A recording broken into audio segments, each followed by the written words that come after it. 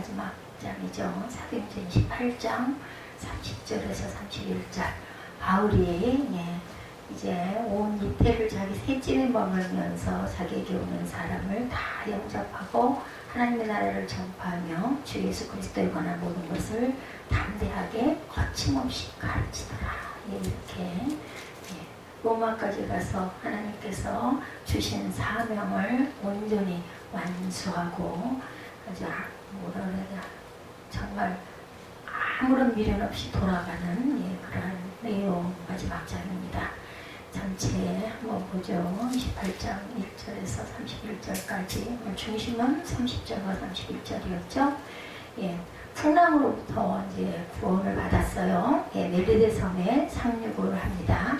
멜리데 사람들은 따뜻한 마음으로 난파당한 사람들을 맞이했어요. 독사에 물린 바울이 축제하는 일과 보블리오의 부친을 고치고 병자를 고치는 일로 인해 그 섬을 떠날 때까지 아주 좋은 대접을 받죠. 드디어 로마에 도착한 바울은 로마의 많은 그리스도인들의 문안을 받고 하나님을 찬양하며 큰 용기를 얻게 됩니다. 그러니까 엄청 환대를 받은 거예요. 그리고 그는 로마에서 복음을 담대히 전하는 그런 내용. 멜리데에서의 바울을 봅니다. 1절에서 6절까지 28장. 우리가 구조된 후에 안즈 그 섬은 멜리데라 하더라. 비가 오고 날이 참에 원주민들이 우리에게 특별한 동정을 하여 불을 피워 우리를 다 영접하더라. 바울이 나무 한 묶음을 가두어 불에 넣으니 뜨거운 불로 말미암아 독사가 나와 그 손을 물고 있는지라. 원주민들이 짐승이 그 손에 매달려 있음을 보고 서로 말하되 진실로 이 사람은 살인자로다. 바다에서는 구조를 받았으나 공의가 그를 살지 못하게 하미로다 하더니 바울이 그 짐승을 불에 털어버리매 조금도 상함이 없더라. 그래서 그가 붙은 지옥은 갑자기 쓰러져 죽을 줄로 기다렸다가 오래 기다려도 그에게 아무 이상이 없음을 보고 돌이켜 생각하여 말하되 그를 신이라 하더라. 독사에 물려 죽어야 되는데 안 죽으니까 이제는 신이 되어버렸어요. 그죠? 페니케아 말로 멜리데란 피난처라는 뜻을 갖고 있습니다. 멜리데 섬, 멜리데 피난처. 피난처에 잘 상륙을 했어요. 그죠? 그 풍랑과 광풍 속에서 옛날 두로와 시론의 선원들이 그 항구와 서부 지중해 사이를 정기적으로 왕래하면서 그 땅에 피난처가 되어줬던 사실이 고마워서 붙인 이름이었다고 그래요. 그러니까 그 풍랑, 그러한 그 광풍을 이기고 갈 수 있는 곳, 가장 가까운 섬이 아마 이 멜리데 섬이었던 것 같아요. 근데 거기서 그 죽을 것 같은 그 유라굴라 광풍 같은 거를 피하면서 이 바울뿐만 아니라 많은 사람들이 거기서 쉼을 얻고 그리고 다시 항해를 할 수 있어서 감사해서 붙인 이름 피난처 멜리데. 그래서 멜리데인들은 거기 사는 사람들은 굉장히 인심이 좋았어요. 그죠? 난파당한 일행에게 항상 옷을 말리고 몸을 따뜻하게 할 불을 피워주는 것에서 우리가 나타나죠. 바울은 이때 불이 계속 타오르도록 땔감을 계속 집어넣었는데 추우니까 다 젖어 있으니까 그러던 중 아마도 추위로 꼼짝 않고 있는 뱀을 나뭇가지로 잘못 알고 들어 올렸을 거예요. 토인들은 그가 죽을 것으로 생각을 했는데 바울이 뱀을 떨어버렸는데도 아무런 일이 없자 이번에는 그를 신이라고 생각을 하죠. 3절과 6절에 나타납니다. 사람의 동정에 대해서 히브리서 13장 3절에 너희도 함께 갇힌 것 같이 갇힌 자를 생각하고 너희도 몸을 가졌은 즉 학대받는 자를 생각하라. 우리가 몸을 가지면 다 몇 대면 아프죠. 사람들은 동정합니다. 야만인에 대해서 로마서 1장 14절에 헬라인이나 야만인이나 지혜 있는 자라 어리석은 자에게 다 내가 빚진 자라. 바울의 고백이죠. 보블리오의 영접 7절에서 10절까지 7절에 보니까 이 섬에서 가장 높은 사람 보블리오라 하는 이가 그 근처에 토지가 있는지라 그가 우리를 영접하여 사흘이나 친밀히 머물게 하더니 보블리오의 부친이 열병과 이질에 걸려 누워있거늘 바울이 들어가서 기도하고 그에게 안수하여 낫게 하매 이러므로 섬 가운데 다른 게 없는 사람들이 와서 고침을 받고 후한 예로 우리를 대접하고 떠날 때 우리 쓸 것을 배에 실었더라. 이렇게 이제 그죠? 병 고침의 은사가 나타나니까 뭐 진짜 신이 됐어요. 그죠? 바울은. 고블리오는 바울과 다른 사람들을 여러 날 동안 자기 집에 머물게 하고 그 집에 머물면서 고블리오의 부친과 주변의 동네 사람들을 고쳐주죠. 예루살렘 많은 병자들이 몰려왔고 바울은 그들도 또한 고쳐줍니다. 그들은 파손당한 사람들이 석 달 후에 항해를 떠나기까지 후하게 대접을 했고 이랜들이 떠날 때 쓸 것의 모든 것을 감사의 표시로 줍니다. 그러니 그 백부장들이나 그 나머지 사람들은 정말 바울을 환대 안 할 수가 없죠. 그 사람 때문에 살아났으니까. 치유의 능력 마태복음 8장 16절입니다. 저물매 사람들이 귀신 들린 자를 많이 데리고 예수께 오거늘 예수께서 말씀으로 귀신들을 쫓아내시고 병든 자들을 고치셨다. 말씀으로 고치셨어요. 예수님도. 사람을 향한 감사 묻기 2장 10절입니다. 날이 저물매 사람들이 귀신 들린 자를 많이 데리고 예수께 오거늘 예수께서 말씀으로 귀신들을 쫓아내리고 병든 자를 고치셨다. 이렇게 말씀합니다. 로마에 도착한 바울 11절에서 15절에 나타납니다. 로마에 이제 드디어 도착했어요. 석 달 후에 우리가 그 섬에서 겨울을 난 알렉산드리아 배를 타고 떠나니 그 배의 머리 장식은 디오스구로라 수라구사에 대고 하루를 있다가 거기서 돌러가서 레기온에 이르러 하루를 지낸 후 남풍이 일어남으로 이튿날 보디올에 이르렀다. 이렇게 얘기하죠. 14절 거기서 형제들을 만나 그들의 청함을 받아 이레를 함께 머무니라. 그래서 우리는 이와 같이 로마로 가니라. 그 형제들이 우리 소식을 듣고 아비오 광장과 트레이스 티베르네까지 맞으러 오니 바울이 그들을 보고 하나님께 감사하고 담대한 마음을 얻으니라. 아는 사람들을 또 만났어요. 그죠? 환대하는 사람들을 만납니다. 사람들과 승객들이 10월이나 11월에 그레데를 떠나 풍의 2주간 이후에 멜리데에서 3개월 동안 머물러 겨울을 지나고 항해가 가능한 2월이나 3월이 됩니다. 그때 그들은 그 섬에 정박한 다른 배를 만난 거예요. 그 배가 알렉산드리아였으므로 보아 항해하기가 위험한 겨울 석 달을 멜리데 섬에서 보낸 애굽에서 온 곡물선이었으니 틀림없을 것이다. 11절에 그죠? 석 달 후에 그 섬에서 겨울을 난 알렉산드리아 배를 타고 떠나니 그 배의 머리 장식은 디오스구로라 수라구사에 되고 사흘을 또 있고 그리고 또 일주일을 또 머물죠. 이 배는 멜리데를 출발하여 시실리의 동쪽 해안에 위치한 수라구사에서 이틀을 머문 후에 이틀이었어요. 수라구사에서 사흘인데 여기서는 이틀로 번역이 되어 있네요. 네, 맞아요. 사흘인데 금방 읽어서 저도 기억합니다. 그래서 해변을 통과해서 이탈리아 반도 남단의 레기온에 이르렀다. 12, 13절에 증거하고 있죠. 예. 13절에서는 레기온에 이르러 하루를 지내면 남풍이 일어나므로 이튿날 보디오에 이르렀다. 사흘 있고 하루로 있었으니까 맞는데 왜 이틀이라고 주석에는 나왔을까요? 이튿날? 거기서 둘러가서 레기온에 이르러 하루를 지낸 후 남풍이 일어나므로 이튿날 보디오에 이르러. 그래서 사흘인가요? 한꺼번에 하루와 이틀이 합해져서. 자, 보디올에서 바울과 그의 동료들은 형제들을 만납니다. 이 사실은 복음이 이미 로마로부터 이탈리아 한국까지 퍼졌음을 보여주기 때문에 굉장한 의미가 있습니다. 바울은 믿는 자들의 초청을 받아서 그들과 함께 한 주간 일주일을 지냈다. 14절에 보면 형제들을 만나 그들의 청함을 받아 이레를 함께 머무니라. 그래서 우리는 이와 같이 로마로가 아니라 그것 형제들이 우리 소식을 듣고 아비오 왕정과 트레이스 타베르네까지 맞으러 오니 바울이 그들을 보고 하나님께 감사하고 담대한 마음 용기가 났어요. 그죠? 예.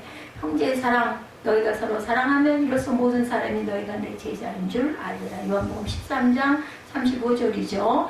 예, 영적 형제 여기서 나오는 형제는 영적 형제입니다. 로마서 8장 29절이죠. 하나님의 미리 아신 자들을 또한 그 아들의 형상을 본받게 하기 위하여 미리 정하셨으니 이는 그로 많은 형제 중에서 맏아들이 되게 하려 하시니라. 그리고 형제의 사랑은 너희가 서로 사랑하면 이로써 모든 사람이 너희가 내 제자인 줄 알리라. 아비오 저자와 삼각관계의 형제들이 마중을 나갔어요. 14절에 바울이 보디올에 머무는 동안 바울의 도착 소식이 로마에 전해집니다. 7일 후에 바울은 로마를 향해서 떠났어요. 도중에 바울의 도착 소식을 듣고 로마에서 마중 나온 형제들은 로마로부터 각각 69km, 53km 떨어진 아비오 저자의 삼관에서 만나게 되었다. 거리가 상당히 되네요. 69km, 53km. 로마가 넓긴 넓죠. 바울은 자기를 문안하고 로마까지 남은 길을 인도하기 위해 그렇게 먼 길을 마다하지 않고 달려온 로마의 성도들을 보고 하나님께 감사했고 고맙죠. 용기를 얻어 담대해진다. 이런 타국에서 그죠? 예, 자기를 환대하는 사람을 만났으니 얼마나 마음이 기뻤겠습니까? 결국 하나님은 바울을 로마로 결국 인도합니다. 그리고 참 생명도 온전하게 잘 보호받게 해주고 또 이런 섬도 만나가지고 섬에서 또한 하나님의 은혜가 증거되게 하죠. 바울은 신임받은 죄수였으므로 그를 지킨 한 군사와 함께 따로 지내도록 허락을 받습니다. 16절에 특별 대접을 받죠. 우리가 로마에 들어가니 바울에게는 자기를 지키는 한 군인과 함께 따로 있게 허락하더라. 그래서 바울이 로마에서 전도합니다. 17절에 사흘 후에 바울이 유대인 중 높은 사람들을 청하여 그들이 모인 후에 이르되 여러분 형제들아 내가 이스라엘 백성이나 우리 조상의 관습을 대척한 일이 없는데 예루살렘에서 로마인의 손에 죄수로 내준 바 되었으니 로마인은 나를 신문하여 죽일 조목이 없으므로 석방하려 하였으나 유대인들이 반대하기로 내가 마지못하여 가이사에게 상소하므로 내 민족을 고발하려는 것이 아니니라. 내가 상소하러 왔지 민족 고발하러 온 게 아니다 라고 자기의 상황을 얘기하죠. 20절에 이러므로 너희를 보고 함께 이야기하려고 청하였으니 이스라엘의 소망으로 말미암아 내가 이 쇠사슬에 매인 바 되었다. 그들이 이르되 우리가 유대에서 내게 대한 편지도 받은 일이 없고 형제 중 누가 와도 내게 대하여 좋지 못한 것을 전하든지 이야기한 일도 없느니라. 이에 우리가 너희 사상이 어떠한가 듣고자 하니 이 파에 대하여는 어디서든지 반대를 받는 줄 알기 때문이라 하더라. 이제 이렇게 대답을 하죠.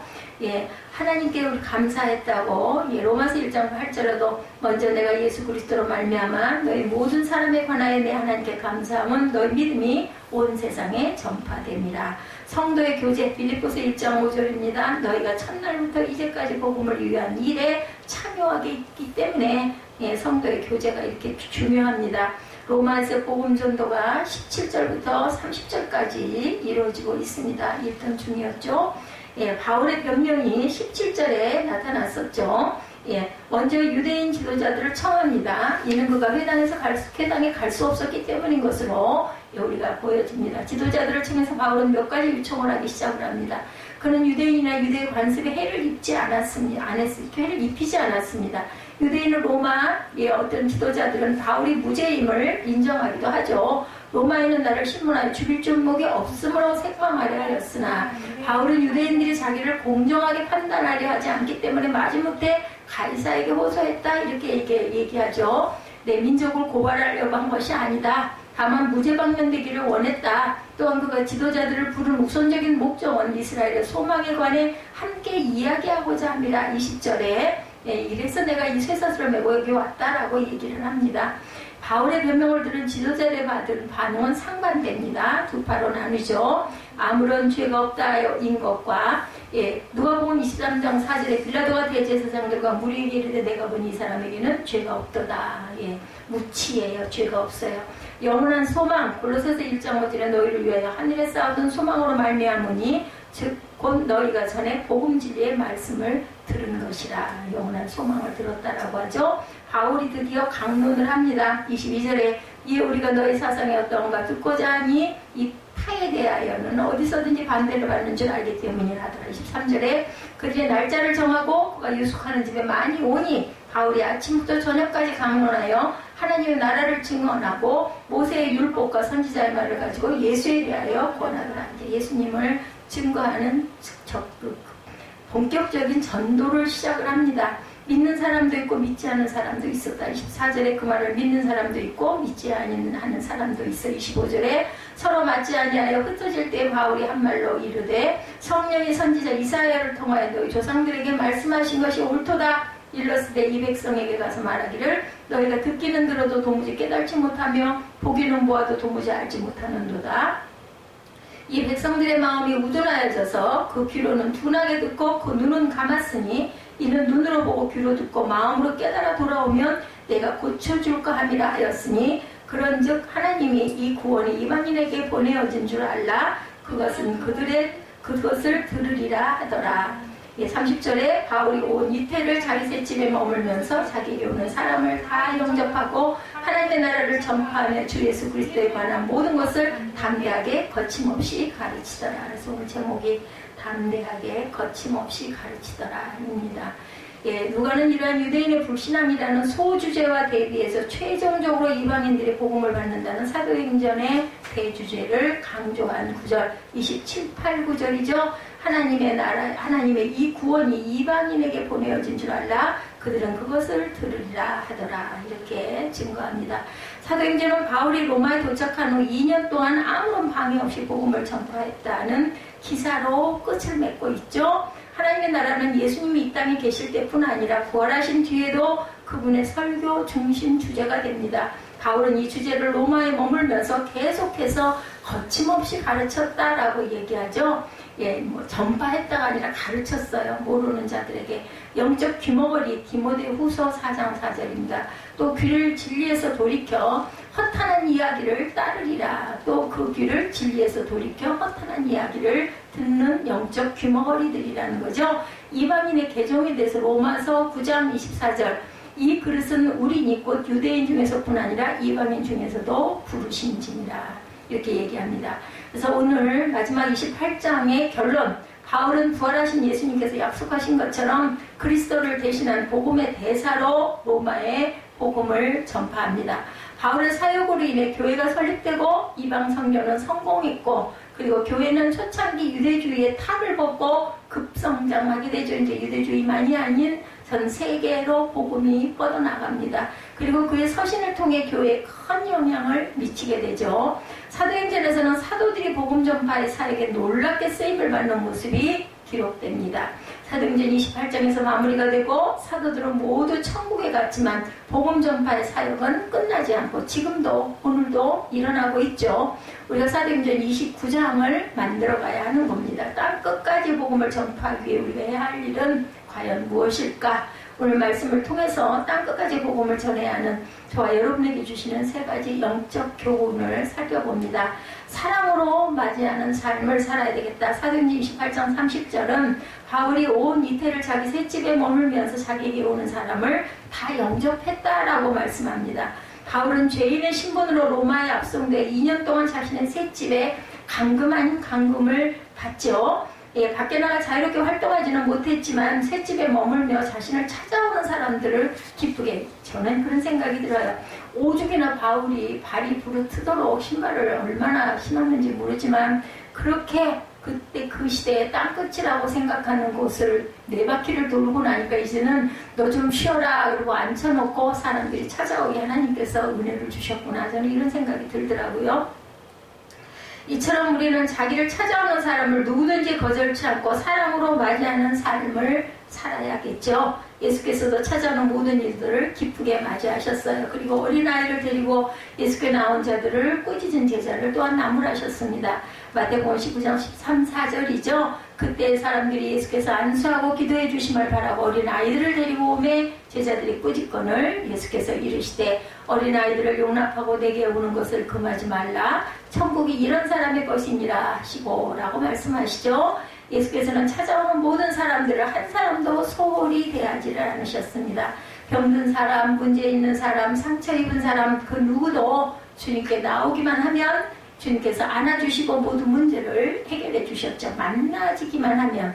우리가 절망에 처한 사람들을 맞아주고 믿음 안에서 하나 된 형제들과 우리 주변의 이웃들을 사랑으로 섬길 수 있을 때 예수님이 증거가 됩니다. 그 섬김의 모습을 통해 복음이 세상에 전해지고 사람들을 구원의 길로 들어서게 합니다.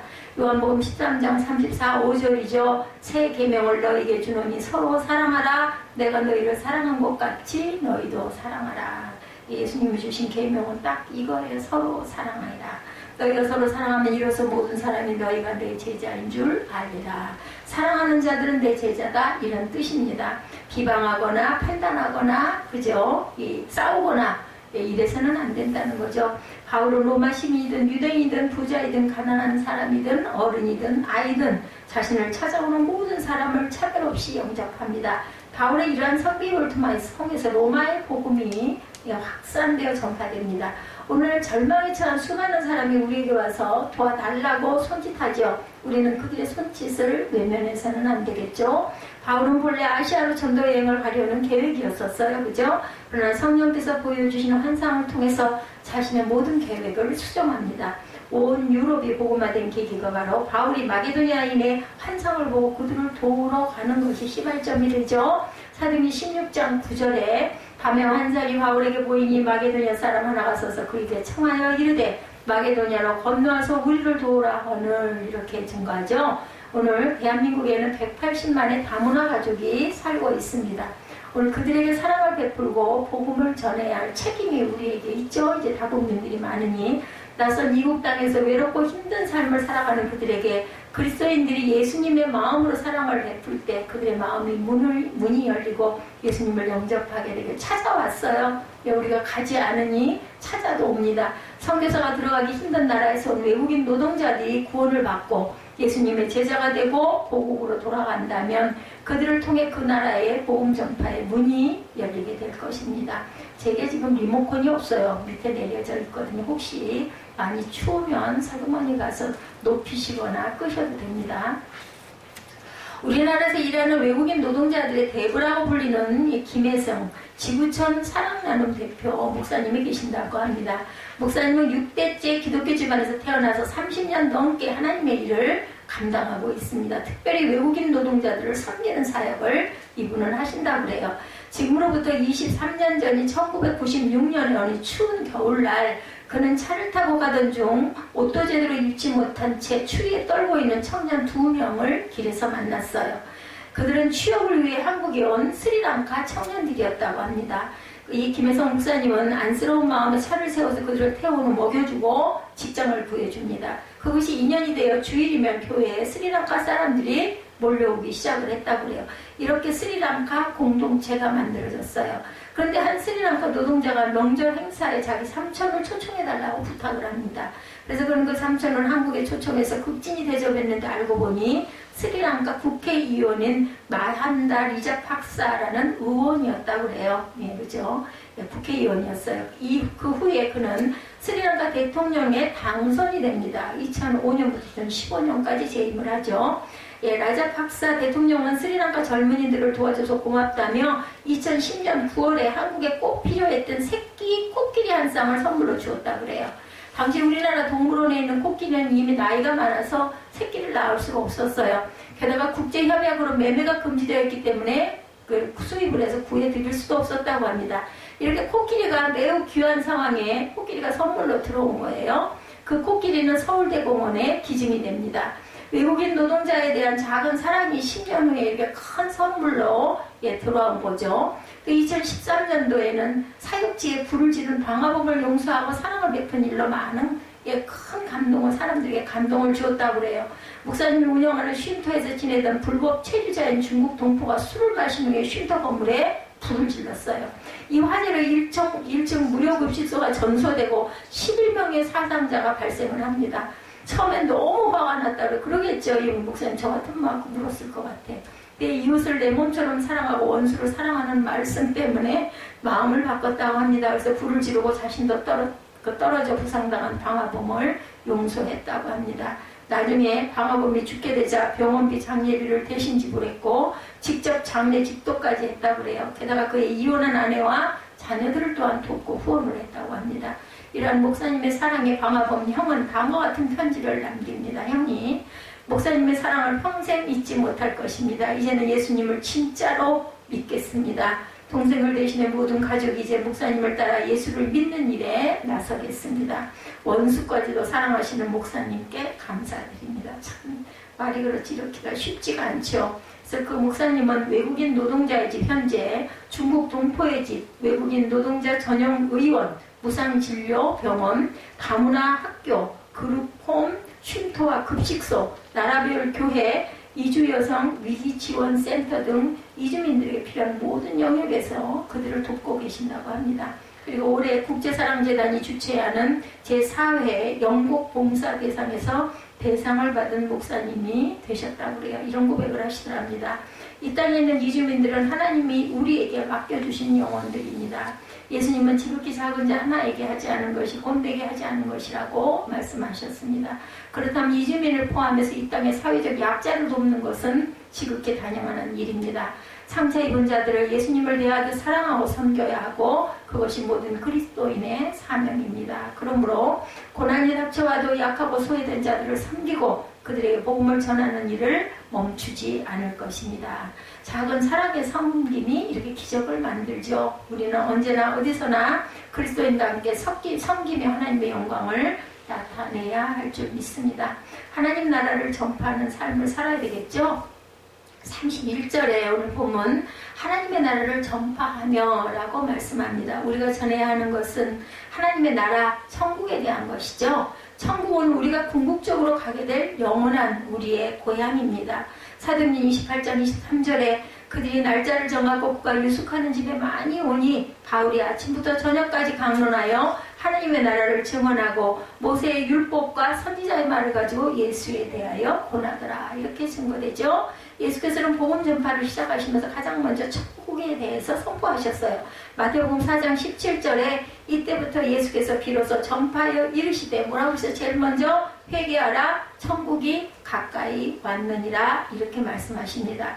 예수께서 그리고 누구도 그랬어요? 그렇죠? 세례요한도 그랬죠? 예수께서 가시는 곳마다 사람들이 하나님 나라는 전파가 됩니다. 예수께서 선포하신 메시지의 핵심은 하나님의 나라였죠. 누가복음 8장 1절에 그 후에 예수께서 각 성과 마을에 두루 다니시면서 하나님의 나라를 선포하시며 그 복음을 전하실세 12 제자가 함께 하였다라고 증거하죠. 하나님의 나라는 치료와 회복의 나라고 기쁨의 평안의 나라며 소망이 넘치는 나라였습니다. 예수께서 십자가의 고난을 당하시고 부활하신 것은 바로 하나님의 나라를 믿는 자들에게 주시기 위함이었죠. 천국은 하나님께서 다스리는 나라였고 모든 다툼과 질병과 문제가 사라지고 참된 자유와 완전한 평화가 임하는 나라였습니다. 이사야 11장 6절부터 8절에 그때 이리가 어린 양과 함께 살며 포거미 어린 염소와 함께 누우며 송아지 어린 사자와 살찐 짐승이 함께 있어 어린아이에게 끌려 암소와 곰이 함께 먹으며 그것들의 새끼가 함께 엎드리며 사자가 소처럼 풀을 먹을 것이며 젖 먹는 아이가 독사의 구멍에서 장난하며 젖된 어린아이가 독사의 굴에 손을 넣을 것이다. 우리가 이 찬양 많이 하죠. 하나님의 나라는 우리가 죽어야만 갈 수 있는 나라가 결코 아니죠. 이 세상에 살아가면서도 천국의 삶을 누리고 갈 수가 있습니다. 누가복음 17장 20절 21절에 하나님의 나라는 볼 수 있게 임하는 것이 아니요 여기 있다 저기 있다고 못하리니 하나님의 나라는 너희 안에 있느니라. 이렇게 하나님께서 예수께서 말씀하시죠. 우리가 예수님을 믿은 뒤 삶의 주권을 하나님께 내어드리고 우리 안에 내어주시는 성령님의 인도하심을 따라만 살아간다면 하나님 나라의 기쁨을 이 땅에서도 우리가 누리고 살아갈 수가 있다. 우리는 하나님의 나라가 이 땅에 이루어지도록 해야 되겠죠. 그러기 위해서 먼저 우리 마음에 천국이 임해야 합니다. 육신도 마음도 탐욕도 다 십자가 아래 내려놓아야 되죠. 이 땅에 하나님 나라를 확장하고 장차 저 천국에서 우리 모두 만나야 되겠습니다. 먼저 하나님의 나라와 그 의를 구하는 저 여러분들이 되셔야 되겠죠. 우리 가정이 천국이 되게 해야 하고 사회교회가 천국이 되게 해야 합니다. 땅 끝까지 하나님의 나라가 임할 때 예수께서 다시 오시겠다라고 말씀을 하셨기 때문에 우리는 하나님의 나라를 열심히 증거하고 전파하고 이루고 확장하고 나가야 할 줄로 믿습니다. 마태복음 24장 14절에 이 천국 복음의 모든 민족에게 증언되기 위하여 온 세상에 전파되리니 그제야 끝이 오리라 라고 말씀하셨습니다. 우리가 하나님 나라를 세상 끝까지 전하고 난 후에 복음이 다 증거되고 난 후에 주님께서 다시 오시겠다라고 이렇게 말씀을 하십니다. 아직도 이 세상 예수를 믿지 않는 사람들이 많이 있어요. 우리는 때를 얻든지 못 얻든지 복음을 전하며 살아야 되겠죠. 아프리카를 가슴에 품고 아프리카 대륙을 동서로 3차례 이상 횡단하며 목숨을 바쳐 헌신한 데이비드 리빙스턴 선교사님 1817년부터 73년까지 사셨어요. 그는 영국 스코틀랜드 출신으로 집안이 가난해서 10살 때부터 면화공장 직공으로 일을 합니다. 그렇지만 공부에는 열의를 갖고 일이 끝나면 피곤한 몸을 이끌고 밤 10시까지 회사가 세운 야간학교에서 공부를 했고 새벽까지 독서를 했다고 합니다. 그리고 어려서부터 철저한 신앙교육을 받은 그는 10살 때 주님을 만나고 중국 의료선교사의 꿈을 품습니다. 10살 때. 이후 약 2년간 헬라어 신학 및 의학 등을 공부했고 의사 정식 자격증을 취득하며 런던 선교회로부터 무료 선교사로 인정을 받습니다. 그러나 1839년에 영국과 중국 사이에 일어난 아편전쟁 때문에 중국 선교의 꿈을 포기하게 됩니다. 그런데 하나님께서 바울을 아시아에서 유럽으로 사역의 방향을 바꾸신 것처럼 리빙스턴 선교사의 사역지를 중국에서 아프리카로 바꾸십니다. 리빙스턴 선교사는 1840년에 아프리카를 향해 떠나서 1841년 3월 14일에 아프리카 최남단 케이프타운에 도착을 하죠. 이후 15년 동안 아프리카 내륙을 여행을 합니다. 또 아프리카인들에게 복음을 전할 뿐 아니라 처참한 노예 무역의 실상을 영국 사회에 알리는 역할도 힘써 합니다. 게다가 의사였던 그는 무엇보다 원주민 진료에 힘쓰며 34년 동안 그들과 똑같이 생활하며 많은 질병에 걸리면서 치료법을 발견하기도 하죠. 또한 잠베지강, 빅토리아 폭포 등을 발견하고 관련 기록을 책으로 출판을 합니다. 아프리카 동서를 횡단하며 복음 전파에 일생을 바치죠. 그런데 말년에 잠비아의 깊은 밀림에서 연락이 끊어져 버리고 맙니다. 이에 1871년에 뉴욕 헤럴드 신문은 생사 확인을 위해 해리 스탠드 기자를 특파합니다. 수개월을 찾아 헤맨 끝에 식료품과 의약품이 거의 떨어진 채 밀림 속에서 심한 열병을 앓고 있는 리빙스턴을 만났고 스탠리는 그에게 간절히 권면했다고 그래요. 선교사님, 아프리카의 복음 사역을 위해서 30년간 헌신해 오셨으니까 이제 그만 저와 함께 본국으로 돌아가십시다.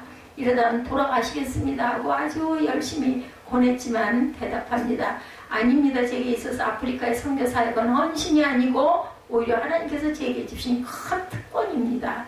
저는 하나님께서 내게 맡기신 이 영광스러운 일을 생각할 때마다 가슴이 벅차서 견딜 수가 없습니다. 그로부터 약 1년이 지난 1873년 5월 1일 리빙스턴 선교사는 침대 곁에서 무릎을 꿇고 두 손을 깍지 낀 채 하나님께 기도하는 모습으로 그대로 고요히 숨을 거두시죠. 한편 스탠리는 리빙스턴 사후 아프리카 대륙 횡단 및 저술 활동을 통해 많은 사람들을 선교사로 헌신하게 만들고 그런 리빙스턴을 만났던 당시를 이렇게 회고하고 고백합니다. 스탠리 기자의 고백입니다. 넉 달하고도 나흘 동안 그와 함께 한 오두막에서 살았고 같은 배를 탔고 한 텐트에서 잠을 잤으나 그에게서 어떠한 결점도 찾을 수가 없었다. 나는 런던에서 가장 신앙심이 없는 사람이었고 기독교에 대하여 삐뚤어진 편견을 가지고 아프리카로 갔다. 그런데 그와 몇 개월 같이 지낸 동안 나는 나 자신이 그렇게 빨려 들어가고 있다는 것을 느꼈다. 세상에 어떤 학문이나 재물이나 명예가 우리에게 구원을 약속하지 못하죠. 예수님을 따라가고 예수님을 말씀에 순종하는 작은 예수가 될 때 하나님으로부터 공급되는 풍성한 생명을 누리게 됩니다. 요한복음 14장 6절에 예수께서 이르시되 내가 곧 길이요 진리요 생명이니 나로 말미암지 않고는 아버지께로 올 자가 없느니라고 말씀합니다. 예수님만이 모든 문제의 해결자이시죠. 사람의 지혜와 능력은 한계가 있고 예수님만이 온 인류의 희망이시기 때문입니다. 아무리 대단한 사상이나 위대한 왕국도 사람이 세운 것은 결국은 멸망합니다. 1917년 10월에 레닌이 주도하에 일으킨 볼세비키 혁명으로 소련이 공산화가 됩니다. 그러나 소련은 74년 만에 공산주의가 약속했던 지상낙원 유토피아를 이루지 못하고 가난과 불평등으로 사회로 전락을 하죠. 1993년 모스크바를 방문할 당시 한 달 생활비가 20달러고 하루에 2끼 식사를 할 수밖에 없는 열악한 환경이었다고 그래요. 소련은 게다가 식사마저도 딱딱한 빵 하나가 전부일 정도였다고 합니다. 예수를 떠난 나라는 절망과 가난과 저주로 뒤덮이게 됩니다. 예수 그리스도인만이 참 희망이고 기쁨이고 문제의 해결자임을 우리가 알겠죠. 인생의 진정한 기쁨과 만족은 예수 안에서만 우리가 찾을 수가 있다. 따라서 우리는 예수님 안에서 참 자유를 얻어야 합니다. 바울은 예수님을 의지하는 삶을 살았기 때문에 감금되어 있음에도 불구하고 담대하게 거침없이 복음을 전파하는 삶을 살 수가 있었어요. 생명은 이미 내놨죠. 로렌 커닝햄 목사님께서 열강을 변화시키는 하나님의 책이라는 책에서 이렇게 말씀하십니다. 하나님은 모든 나라 모든 문제에 대한 해답이 되신다. 하나님은 그 나라를 살리시고 회복시키시기를 원하신다. 모든 생명과 치유의 근원은 예수님이시다. 우리는 하나님 말씀을 통해서 예수를 알고 성령의 모든 장에서 예수를 만나야 한다. 예수님을 만나 변화되고 치료받고 세입을 얻어서 복음의 증인으로 쓰임을 받는 저와 여러분들이 되시기를 주님의 이름으로 축복합니다.